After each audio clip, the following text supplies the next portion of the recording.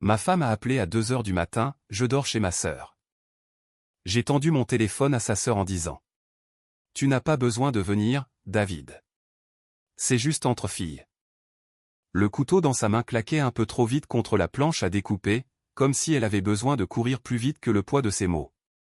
Ma femme, Émilie, au regard perçant, au tempérament calme, le genre de femme capable de transformer un compliment en un avertissement silencieux, se tenait près de l'îlot de cuisine, prétendant que les œufs avaient besoin de plus de sel.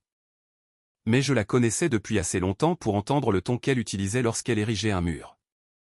Et Sarah est d'accord avec ça, ai-je demandé, bien que je connaisse déjà la réponse. Elle n'a même pas levé les yeux. Oui, c'est son anniversaire. Elle veut que ça reste léger. Pas d'accompagnant, pas de drame.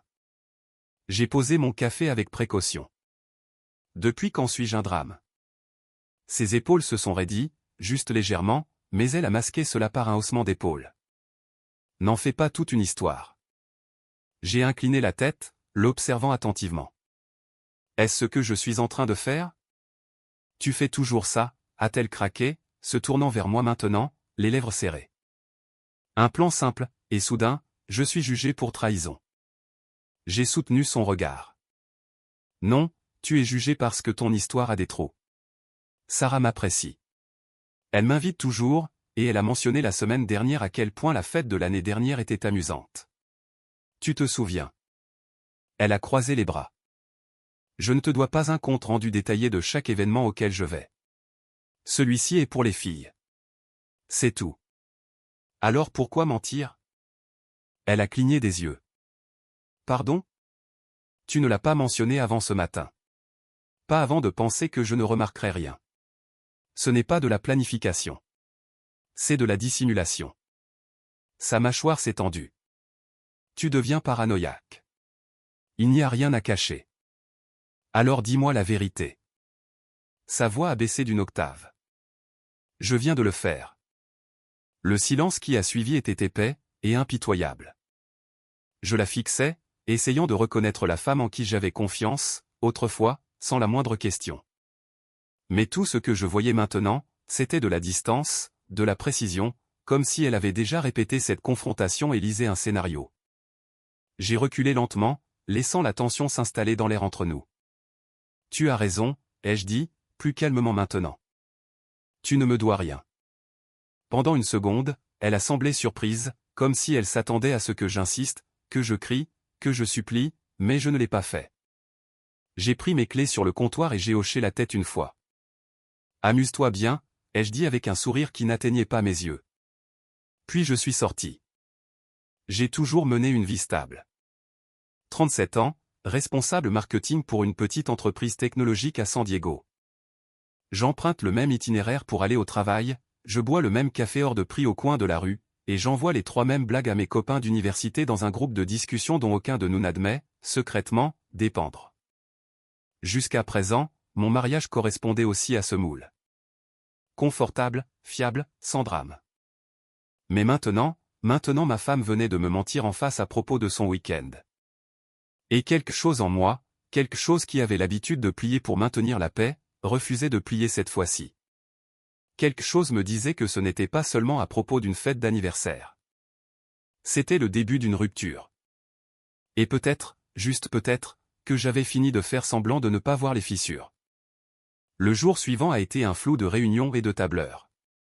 Une de ces corvées de milieu de semaine où rien n'avait vraiment d'importance, mais où tout exigeait de l'attention quand même. Je m'y suis enfoui, essayant de convaincre mon cerveau que les chiffres et les délais pouvaient faire taire l'alarme silencieuse qui sonnait encore au fond de mon esprit. Mais à exactement 14h43, cette illusion s'est brisée. Mon téléphone s'est allumé avec un ping. Un joyeux flyer numérique rose a flotté sur l'écran. Venez fêter les 34 ans de Sarah. C'est ce qu'on pouvait lire, avec des ballons pastels, une localisation, et des instructions pour répondre. Mais ce n'était pas seulement adressé à Emily. C'était adressé à nous deux, David et Emily Harrison. Le souffle a quitté mes poumons avant que je puisse l'arrêter. Mon pouce a plané au-dessus de l'écran, relisant le message au moins 3 fois. Il n'y avait pas d'erreur. Cela venait directement de Sarah. Elle voulait que nous soyons là tous les deux. Une lueur de confusion s'est transformée en quelque chose de plus froid, de plus lourd. De la colère? Non, pas encore.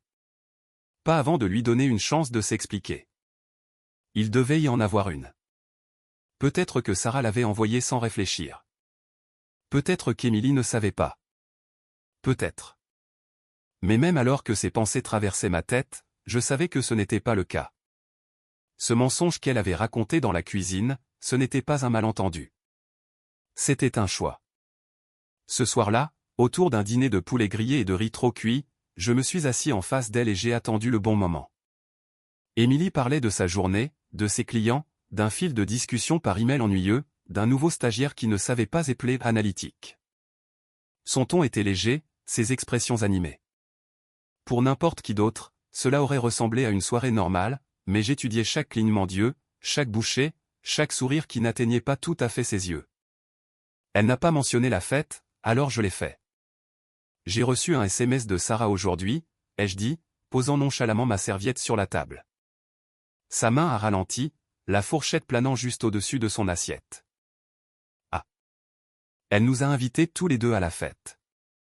Il y eut un moment de silence, trop long pour être naturel. Puis elle a haussé les épaules, souriant faiblement.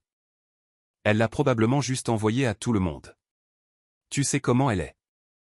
Elle nous a adressé le message par nos noms. Émilie a cligné des yeux, puis a regardé son assiette comme si elle avait soudainement besoin de plus d'attention. Alors c'était une erreur. On en a parlé. Pas de garçon. Elle me l'a dit. Elle m'a aussi dit qu'elle espérait que nous pourrions venir tous les deux. La tête d'Émilie s'est relevée brusquement. Son sourire avait disparu. Quand est-ce que tu lui as parlé? Je ne l'ai pas fait. C'était dans l'invitation. Une pause. Puis elle a ri. Un son cassant, sans humour. David, ce n'est pas si profond. Sarah s'est probablement embrouillée. Tu sais à quel point elle peut être désordonnée. J'ai hoché la tête lentement, en l'observant. Bien sûr, peut-être. Mais nous savions tous les deux la vérité. La façon dont elle s'est précipitée sur sa bouchée suivante. La façon dont sa main serrait son verre un peu trop fort. La façon dont ses yeux se détournaient, non pas vers moi, mais vers son téléphone sur le comptoir, comme si elle attendait une échappatoire. Tout était là. Elle n'était pas désordonnée. Elle était délibérée. Et plus elle essayait de balayer ça, plus je devenais convaincu. Ce n'était pas à propos d'une fête d'anniversaire. Ce n'était pas à propos de Sarah. C'était à propos de quelque chose qu'Émilie ne voulait pas que je voie. Et pire, qu'elle ne pensait pas que je remarquerais. Alors, j'ai souri. J'ai ri avec elle. J'ai même proposé de faire la vaisselle. Mais à l'intérieur, quelque chose était déjà en train de changer. Je n'allais pas me battre avec elle. Pas encore. Pas sans fait. Mais je n'allais plus rester assis tranquillement non plus. Si elle pensait pouvoir me mentir aussi facilement, alors peut-être qu'il était temps que je commence à poser de meilleures questions. Ou peut-être qu'il était temps que j'arrête de poser des questions tout court, et que je commence simplement à observer. J'ai dit à Émilie que j'avais une réunion matinale. Ce n'était pas un mensonge total. J'allais voir quelqu'un ce matin-là, juste pas la personne à laquelle elle s'attendait. Sarah et moi nous sommes retrouvés dans un petit café, niché dans une rue latérale près de Balboa Park. Le genre d'endroit avec des tables en bois bancal, une collection dépareillée de tasses, et un menu sur tableau noir qui sentait toujours légèrement la cannelle. Je l'ai choisi pour une seule raison. Émilie ne viendrait jamais ici. Sarah est arrivée avec 5 minutes de retard, les joues rougies par le vent et souriant comme si elle venait de gagner à la loterie. David, c'est une si belle surprise. Quelle est l'occasion? Je me suis levé, je lui ai donné une rapide accolade latérale, et j'ai désigné le siège en face de moi. Je voulais juste prendre des nouvelles. Ça fait un bail. Elle a ri en enlevant sa veste. Eh bien, clairement pas si longtemps. Vous avez reçu l'invitation, n'est-ce pas? J'ai remué mon café lentement. Nous l'avons reçu. Sarah s'est penchée, sirotant son latte. Je n'étais pas sûr que vous puissiez venir. Émilie m'a dit que vous aviez tous les deux des projets ce week-end. Ma main s'est figée au milieu du mouvement. Que veux-tu dire? Elle a incliné la tête, soudainement confuse. Vous ne partez pas hors de la ville ou quelque chose comme ça? J'ai secoué la tête. Non, elle m'a dit qu'elle y allait seule, que c'était juste pour les filles. Sarah a cligné des yeux, se reculant. Attends, vraiment? Non, je vous ai invités tous les deux. Elle a dit que tu ne venais pas parce que tu avais quelque chose de prévu, et qu'elle amènerait quelqu'un d'autre à la place. Une pression étrange s'est accumulée derrière mes oreilles. Quelqu'un. Sarah a hésité. Oui, je veux dire, j'ai supposé que c'était un collègue ou un de ses vieux amis. Elle n'a pas dit son nom, elle a juste dit que vous ne pourriez pas venir tous les deux et qu'elle passerait quand même un peu. Ce mot a résonné plus fort que tout le reste. Je n'ai pas tressailli. Je ne l'ai pas questionné davantage. J'ai juste hoché la tête, comme si tout cela avait du sens. Mais à l'intérieur quelque chose de froid avait commencé à s'installer. Tu sais, ai-je dit, en forçant un petit rire. J'ai probablement juste mal compris. C'est ma faute. Sarah a souri, toujours clairement perplexe, mais assez polie pour ne pas fouiller. Je me suis levé, brossant des miettes imaginaires sur mon jean. Merci de m'avoir rencontré. Et gardons ça entre nous. Elle a souri à nouveau. Plus chaleureusement maintenant, bien sûr. Réunion secrète autour d'un café. Compris. Nous nous sommes embrassés à nouveau et je suis sorti du café, dans une brise qui coupait plus vivement qu'avant. Je suis resté sur le trottoir pendant une longue minute, regardant simplement les gens passer. Des couples riant, des promeneurs de chiens, un type luttant pour faire un créneau pendant ce qui semblait être une éternité. Le monde continuait de tourner comme si rien n'avait changé. Mais pour moi, quelque chose venait de changer. Pas à cause de ce que Sarah avait dit, mais à cause de la façon si calme dont elle l'avait dit. La façon si naturelle dont le mensonge d'Émilie était passé par la bouche de quelqu'un d'autre. Comme s'il était de notoriété publique que je ne serais pas là, comme si j'avais déjà été renvoyé du récit. Émilie n'avait pas seulement menti. Elle avait entièrement réécrit l'histoire. Et quelqu'un, un homme que je ne connaissais pas, avait été inscrit à ma place. J'ai sorti mon téléphone, j'ai fixé le SMS que Sarah avait envoyé hier. Son ton, la chaleur, l'invitation clairement destinée à nous deux. Pas d'erreur, pas de confusion, juste un remplacement propre et délibéré. Pourtant, je n'ai rien dit quand je suis rentré à la maison. Émilie était sur le canapé, téléphone en main, jambes repliées sous elle comme n'importe quel autre mardi soir. Elle a levé les yeux, a offert un sourire rapide, et a recommencé à faire défiler son écran. J'ai préparé le dîner en silence, j'ai fait la vaisselle, je lui ai même demandé si elle voulait du thé avant de se coucher. Elle a refusé, mais elle n'a pas remarqué la façon dont je l'étudiais. Pas son téléphone cette fois, mais son visage. La façon dont ses yeux s'illuminaient lorsque certains noms apparaissaient. La façon dont elle inclinait son téléphone, juste légèrement, chaque fois que je passais devant elle. Je n'ai pas dit un mot parce que quelque chose avait changé maintenant. Je ne cherchais plus de réponse. Je collectais des preuves. Je n'aurais jamais pensé être le genre d'homme à engager un détective privé. Mais debout devant le bureau de Grant Taylor, coincé entre une boutique de vapotage et une agence de voyage fermée, j'ai réalisé que jamais n'est qu'un mot qu'on utilise quand notre vie a encore du sens. Le bureau de Grant était faiblement éclairé, presque cliché dans son esthétique. Du verre dépoli avec son nom gravé en lettres majuscules, des stores en bois sombre qui laissaient à peine entrer la lumière du soleil, et un bureau empilé de dossiers qui semblaient appartenir à une autre décennie. Il s'est levé quand je suis entré, grand et svelte, début de la cinquantaine peut-être. Sa poignée de main était ferme, son expression neutre, le genre d'homme qui ne posait pas de questions inutiles jusqu'à ce que cela compte. David Harrison, c'est ça, a-t-il dit, me faisant signe vers la chaise d'invité. Vous avez mentionné votre femme dans le message. J'ai hoché la tête, prenant place. Ma voix est sortie plus calme que je ne l'espérais. Oui, Émilie. Il a attendu, le stylo prêt au-dessus d'un bloc-notes. Alors, qu'est-ce qu'on cherche exactement? Je ne me suis pas lancé dans l'émotion. Je n'ai pas parlé de trahison, ou de nuit sans sommeil, ou de la façon dont j'avais mémorisé le son de ses notifications juste pour deviner qui lui envoyait des messages. Au lieu de cela, j'ai exposé les faits. Elle m'a dit qu'elle allait seule à la fête d'anniversaire de sa sœur, ai-je commencé, mais sa sœur nous a envoyé une invitation adressée à nous deux. Quand j'ai interrogé Émilie à ce sujet, elle a dit que Sarah avait fait une erreur, que c'était juste un truc de fille. Grant a griffonné quelque chose, a hoché la tête. Mais quand j'ai rencontré Sarah pour un café, ai-je continué, elle était surprise. Elle a dit qu'Émilie lui avait dit que je ne viendrais pas, et qu'elle pourrait amener quelqu'un d'autre. Cela l'a fait s'arrêter. Il a levé les yeux, enregistrant enfin le poids derrière mes mots. Quelqu'un d'autre, c'est-à-dire? Elle n'a pas dit, ai-je répondu platement. Seulement que c'était un ami. Mais j'ai le sentiment que ce n'est pas quelqu'un que je considérerais comme un ami. Il a tapoté le stylo contre le bloc-notes. Vous voulez que je la suive? J'ai hoché la tête discrètement. Je ne cherche pas le drame.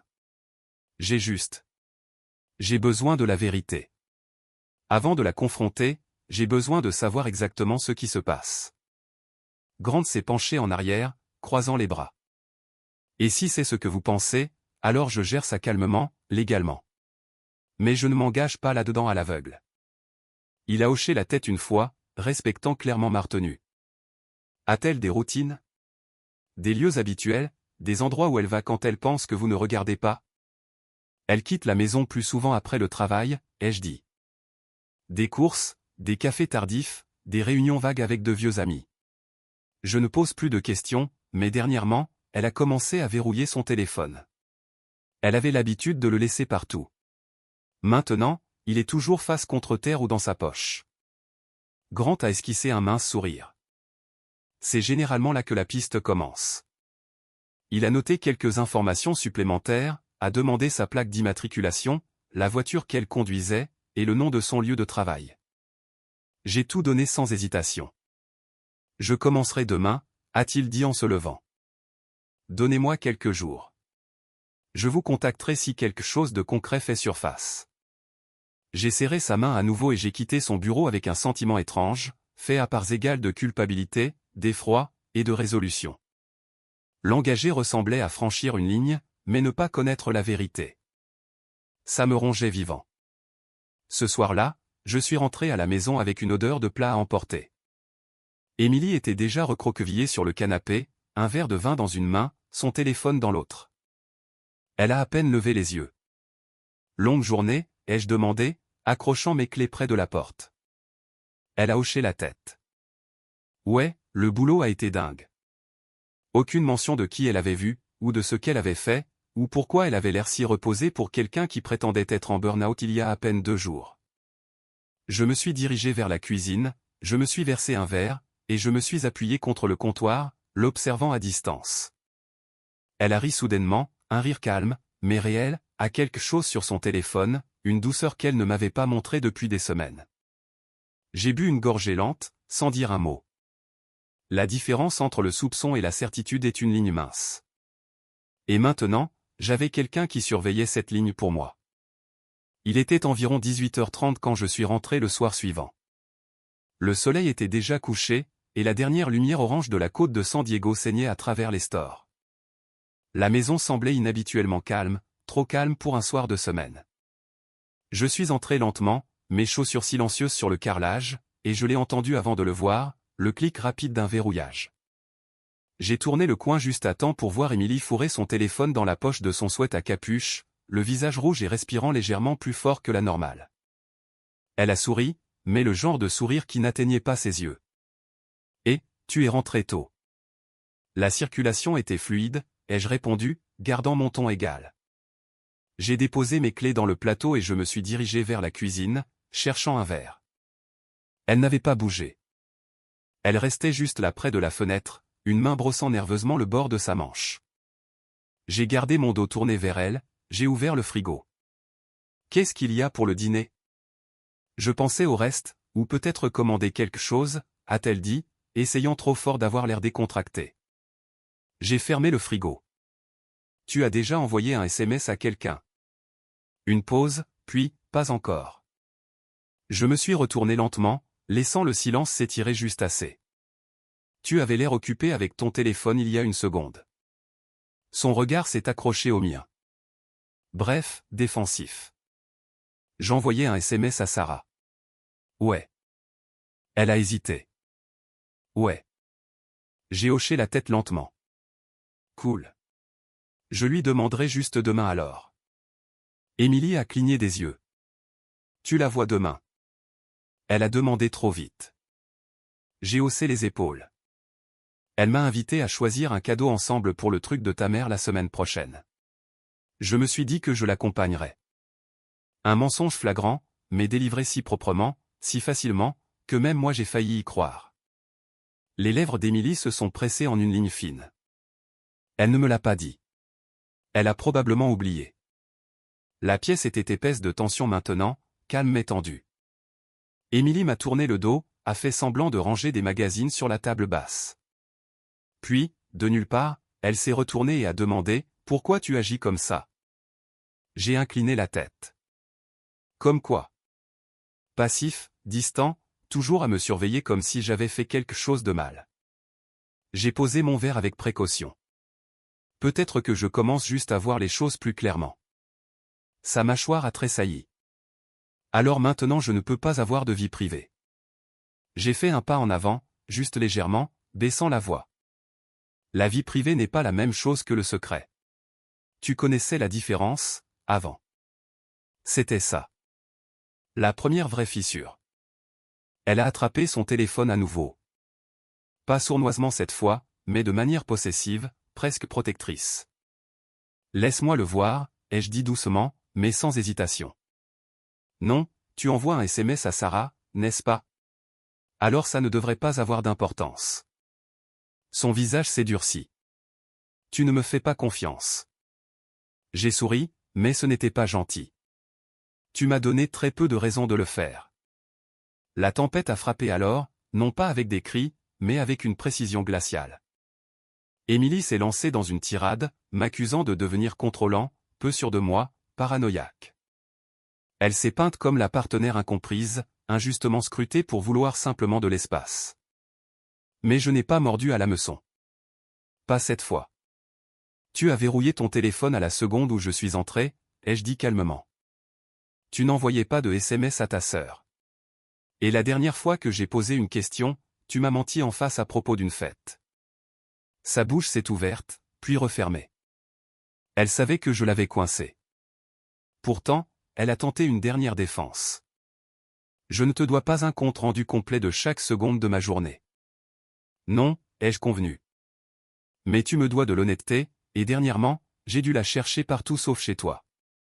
L'air était froid maintenant, pas à cause du temps, mais à cause de ce qui n'était pas dit. Elle s'est détournée et a marché dans le couloir, claquant la porte de la chambre derrière elle. Je n'ai pas suivi.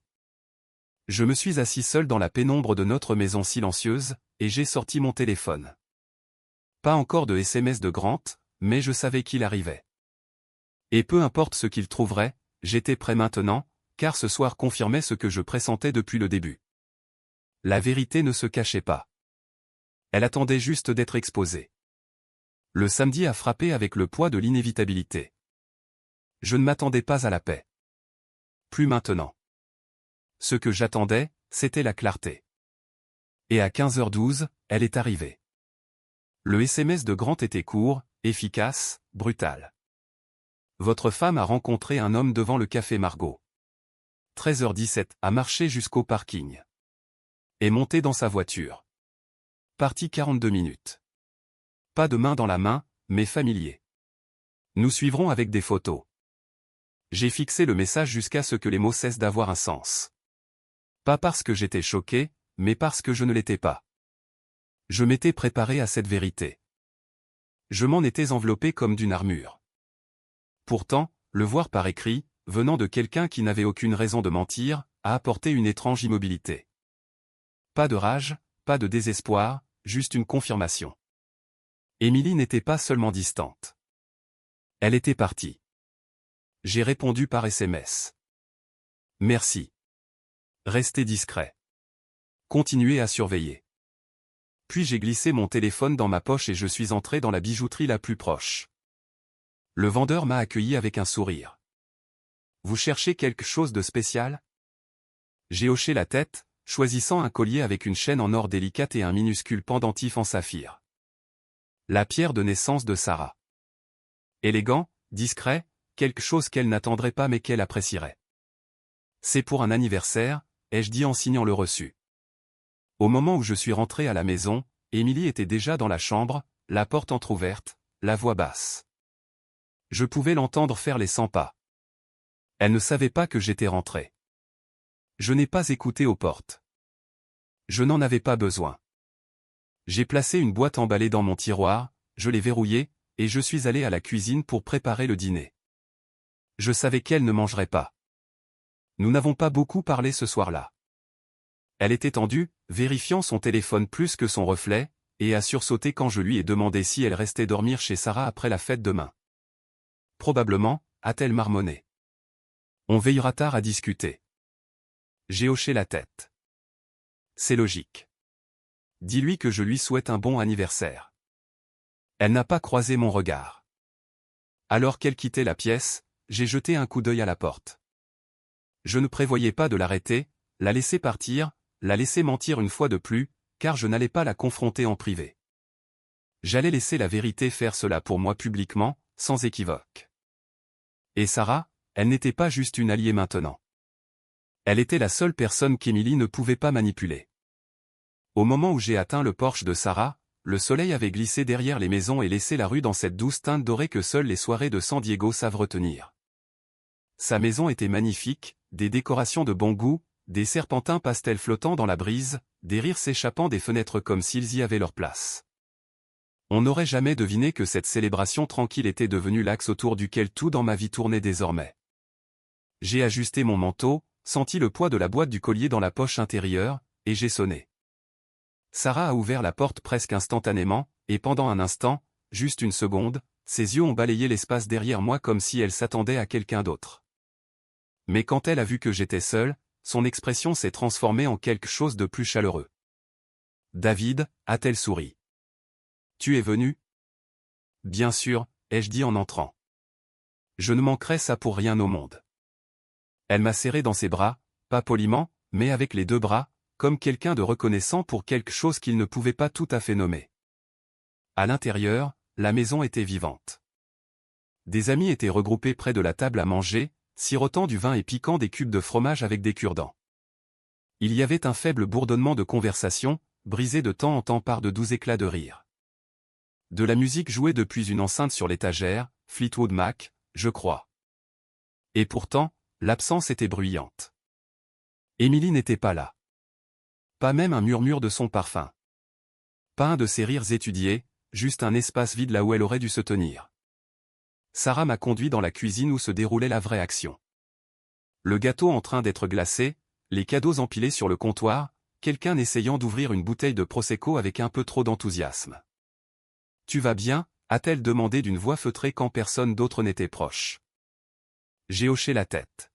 « Je vais bien, et toi ?» Ses yeux ont retenu les miens un peu trop longtemps.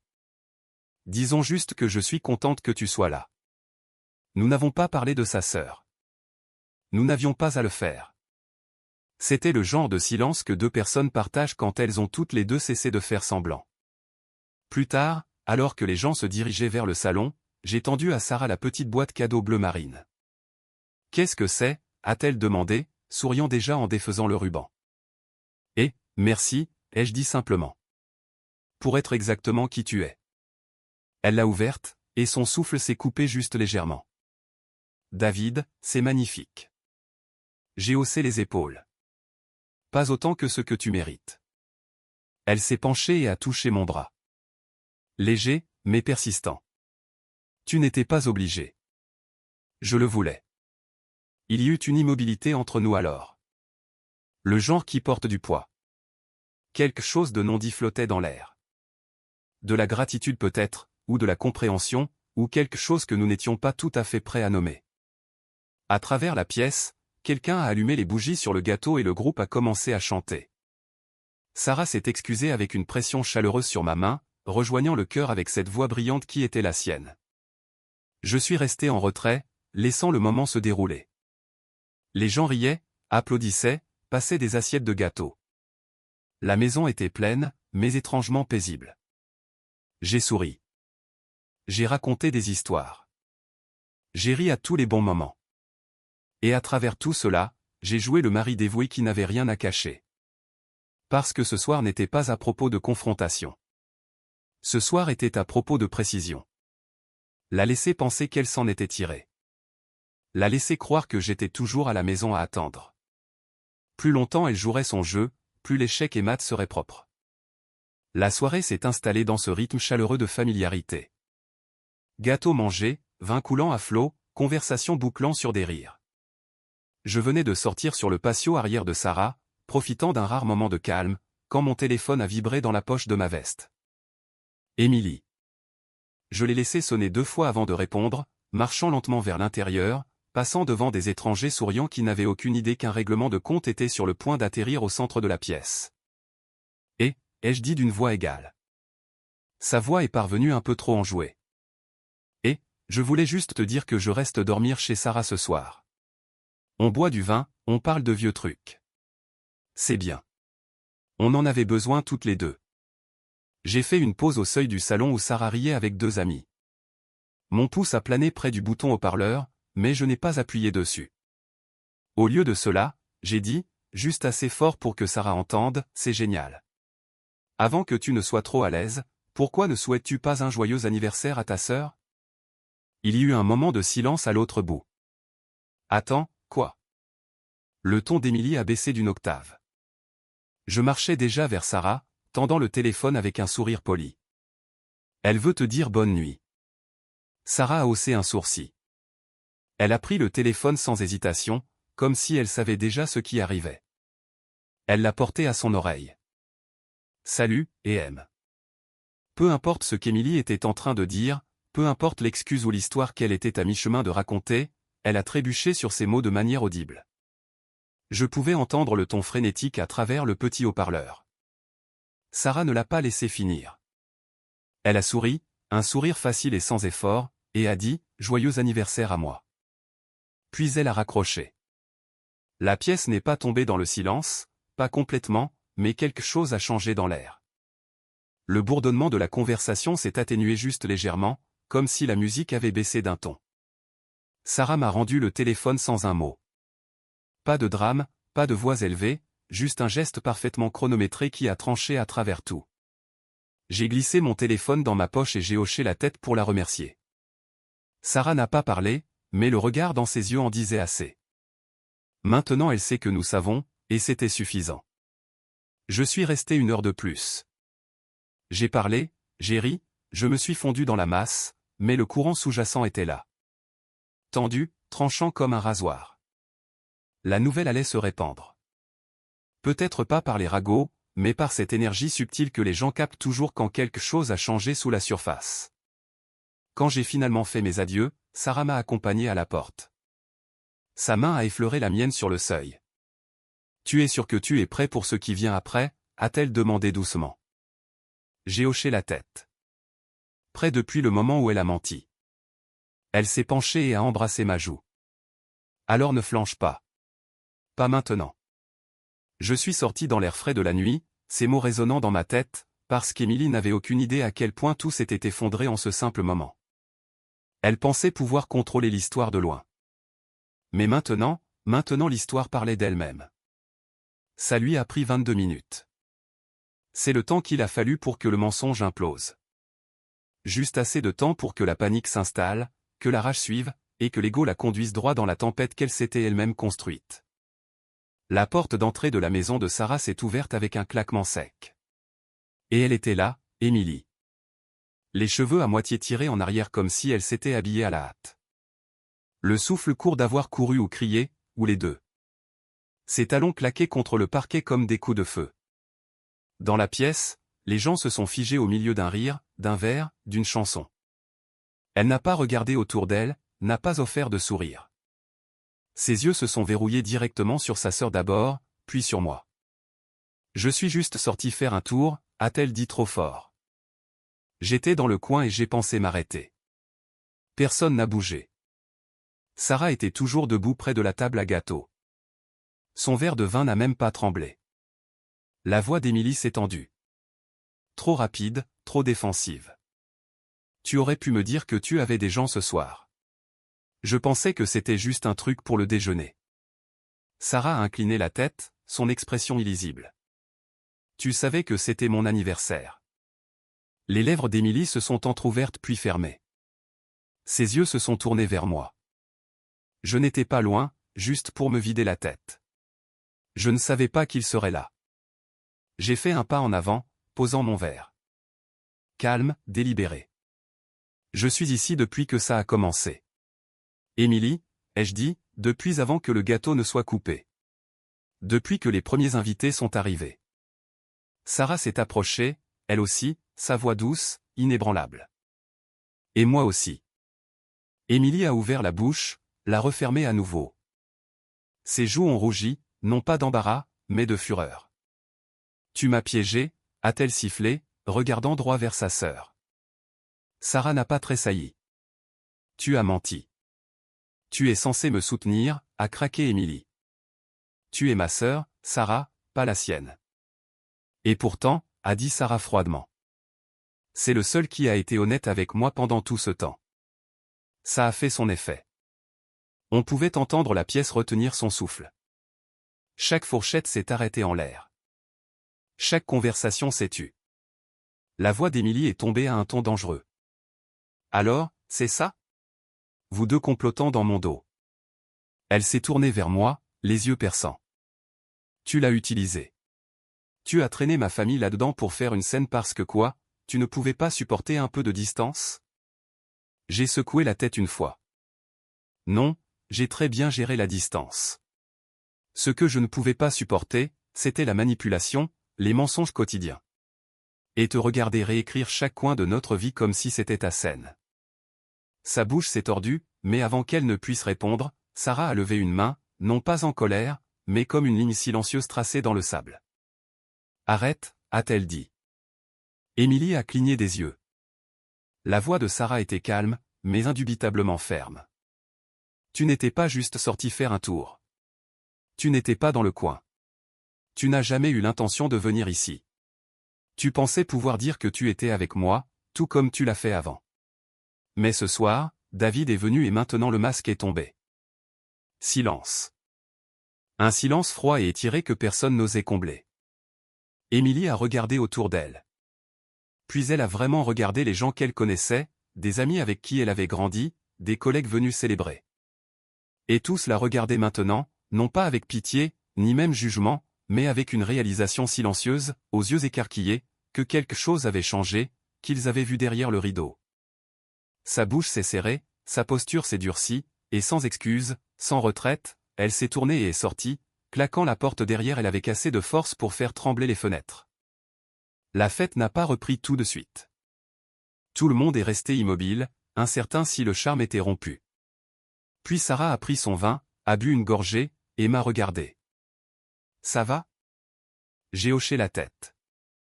Ouais, en fait, ouais, ça va. Et lentement, comme le son revenant après une coupure, la pièce a recommencé à bouger. Mais rien de cette nuit ne serait oublié. Pas l'expression sur le visage d'Émilie, pas le moment où la vérité a franchi la porte, pas la façon dont le silence a raconté toute l'histoire sans dire un mot. 3 semaines plus tard, nous étions assis l'un en face de l'autre dans une salle de médiation stérile, au 12e étage d'un bureau juridique du centre-ville. Les murs étaient gris, les chaises inconfortables, et l'air sentait légèrement le tonneur d'imprimante et l'indifférence. Émilie semblait plus petite que dans mon souvenir, les cheveux tirés en un chignon serré. Maquillage minimal, mains croisées si fermement sur ses genoux que ses jointures étaient devenues blanches. Pas de sourire confiant, pas de sarcasme prêt, juste le silence. Elle ne m'a pas salué quand je suis entré. N'a même pas levé les yeux. De l'autre côté de la table polie était assise notre médiatrice, une femme calme à lunettes qui mélangeait les papiers entre nous avec un détachement professionnel. À côté de moi, mon avocat a placé un mince dossier manie sur la table et l'a fait glisser vers l'avant. Les conclusions du détective Grant Taylor, ai-je dit doucement. Photos de surveillance, lieu, date, chronologie des contacts. Tout est là-dedans. Émilie n'a pas tendu la main vers le dossier, mais ses yeux s'y sont posés. Juste une fois.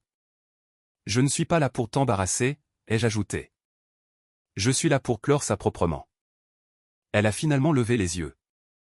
Ses yeux étaient fatigués, cernés de regrets, mais il ne restait plus de combat en eux. Tu m'as suivi, a-t-elle dit. Pas d'accusation, juste un constat. J'avais des questions, ai-je répondu. Tu m'as donné des réponses qui changeaient à chaque fois que je demandais. La médiatrice s'est éclaircie la voix doucement, nous ramenant vers le terrain juridique, le partage des biens, la non-contestation. Je gardais la maison. Il n'y aurait pas de pension alimentaire. Nous nous étions mis d'accord sur les finances il y a des semaines, avant qu'elle ne réalise combien ses choix lui avaient coûté. Parce que ce n'était plus seulement une question de trahison. Son amant, l'homme que Grant avait identifié, n'était pas resté après la confrontation. Je n'ai pas eu à lever le petit doigt. Les retombées se sont occupées d'elles-mêmes. Selon le rapport final de Grant, l'homme a coupé tout contact le jour suivant. L'avait complètement ignoré, et la voilà maintenant, signant des papiers avec des mains qui ne pouvaient s'arrêter de trembler. Elle a fait une pause à la dernière page. Je ne voulais pas que ça aille aussi loin, a-t-elle dit, les yeux fixés sur la ligne de signature. Je n'ai pas répondu, non pas parce que j'étais froid, mais parce qu'il n'y avait plus rien à dire. Elle avait voulu le contrôle, le pouvoir, le secret qui tenait les conséquences à distance. Mais elle ne s'était jamais attendue à perdre le scénario ou le public. Elle a signé, un mouvement lent et réticent du stylo, pas une seule protestation, juste l'acceptation. Elle n'a pas demandé un dernier mot. Elle n'a pas offert d'excuses. Quand elle a fait glisser le dossier vers la médiatrice, elle m'a regardé une dernière fois. Il y avait quelque chose de creux dans ce regard. Pas de haine, pas de chagrin, juste la reconnaissance silencieuse de quelqu'un qui avait atteint la fin de la ligne et n'avait trouvé personne à l'attendre. Je me suis levé, j'ai boutonné ma veste, et j'ai hoché la tête poliment. Adieu, Émilie. Elle n'a pas répondu. Et ce silence, après tout, était la chose la plus vraie qu'elle m'ait jamais donnée. C'était un dimanche comme les autres. Une brise calme, une lumière pâle sur l'herbe, le bruit d'enfants quelque part au loin. J'étais assis sur un banc à Balboa Park, les mains dans les poches de ma veste, regardant les arbres bouger dans le vent du début du printemps. Puis j'ai senti sa main se glisser dans la mienne. Sarah. Pas de fanfare, pas de grande déclaration, juste des doigts trouvant des doigts comme si c'était la chose la plus naturelle au monde. Elle s'est assise à côté de moi dans une veste en jean délavé, sirotant un café qu'elle disait être trop chaud, mais qu'elle continuait de boire quand même. Ses cheveux étaient attachés en arrière de cette manière désordonnée qu'elle portait toujours quand elle n'essayait d'impressionner personne. Et d'une certaine manière, cela la rendait seulement plus rayonnante. Je l'ai regardée, vraiment regardée. Tout ce qui s'était passé, toutes les fractures, les mensonges, les nuits passées à fixer un ventilateur de plafond dans une pièce silencieuse, m'avaient amené ici, non pas à la vengeance, mais à cette immobilité, cette clarté. Tu sais, ai-je dit, la voix basse. Si tu ne m'avais pas dit la vérité ce jour-là au café, j'aurais peut-être continué à douter de moi-même. Sarah n'a pas répondu tout de suite. Elle a appuyé sa tête contre mon épaule. Je ne voulais pas la blesser, a-t-elle murmuré. Mais je ne pouvais pas te mentir non plus. Pas quand il était si clair que quelque chose n'allait pas. Tu as fait plus que ça, ai-je dit. Tu m'as rappelé que l'honnêteté existe encore chez les gens. Elle a donné à ma main une douce pression. Tu mérites de savoir. Nous sommes restés assis en silence après cela. Pas gênant, juste confortable. Le genre de calme qui vit entre les gens qui n'ont rien à cacher. Il avait fallu des mois pour en arriver là. Nous ne nous sommes pas précipités. Nous n'avons même pas parlé de la possibilité au début. C'était des promenades, des conversations, des SMS tardifs qui n'étaient pas chargés de sous-entendus, juste de la vérité. C'était la première fois depuis des années que je me sentais à nouveau moi-même. Et pas juste moi-même, mais vu, compris, respecté. J'ai jeté un coup d'œil à la femme à côté de moi. Tu n'étais pas obligé de rester impliqué dans tout ça, mais tu l'as fait. Elle a souri, parce que je savais qui disait la vérité. C'est drôle comme la trahison résonne, comme elle ébranle tout ce que vous pensiez solide. Mais si vous êtes chanceux, vraiment chanceux, elle déblaye aussi les décombres. Elle révèle ce qui était assez fort pour rester quand les murs se sont effondrés. C'est ce que Sarah est devenue. Pas une remplaçante, pas un rebond poétique, mais la preuve que quelque chose de vrai pouvait pousser après les ruines. Je ne sais pas ce que l'avenir nous réserve. Je ne prétends pas que chaque blessure est guérie. Mais je sais ceci, il y a une paix à être connue. Il y a du pouvoir à choisir la vérité. Et il y a de la beauté à recommencer avec quelqu'un qui n'a jamais eu besoin de mentir pour se tenir à vos côtés. Alors que nous étions assis là sur le banc, regardant le monde passer sans avoir besoin de nous expliquer, j'ai ressenti quelque chose que je n'avais pas ressenti depuis très, très longtemps.